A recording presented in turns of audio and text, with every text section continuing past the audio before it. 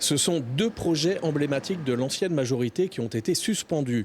Le pôle éducatif composé d'une crèche et d'une école maternelle dans le quartier prioritaire de la Chaussée et l'Institut pluridisciplinaire Raphaël qui doit accueillir et accompagner dans leur parcours de soins des malades du cancer. Pour le maire, la ville n'a plus de moyens de financement.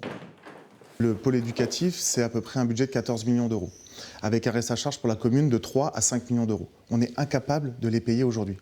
Et l'Institut Raphaël, qui a également été mis en pause. Pourquoi ? Parce que Montargis a déjà acheté le foncier pour environ 500 000 euros. Aujourd'hui, il y a un reste à charge pour la commune entre 700 et 1 million d'euros. La seule chose que je dis, c'est que Montargis n'a plus vocation à payer pour toutes les autres communes. L'ancien maire réfute ces arguments. Pour Benoît Dijon, c'est une décision purement politique.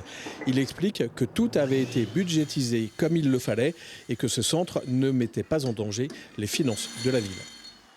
Dans ce dossier, c'était très simple. Il y avait l'État, le département, la région qui donnent déjà 1,5 million sur les 2,3 millions qu'on a prévus. La ville a fait un emprunt relais pour pouvoir financer. On doit chercher d'autres donateurs, mais ça se trouvera. Malgré la suspension de ces projets, Comme du Nice affirme ne pas sacrifier la santé et l'éducation. Aujourd'hui, la priorité du mandat, c'est la crèche et l'école. C'est les deux priorités du mandat sur nos investissements. Sur l'Institut Raphaël, comme je l'ai dit plusieurs fois, c'est un rayonnement tellement important que ce n'est pas à Montargis de tout supporter. On a déjà mis 500 000 euros sur un projet à 3 millions.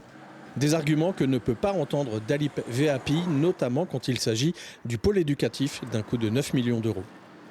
À peine arrivé aux manettes de la ville, l'extrême droite décide de suspendre la construction du pôle éducatif, ici même rue Crau-Bourreau à la Chaussée, alors que pendant ce temps, les enfants sont dans des baraquements juste de l'autre côté de la rue.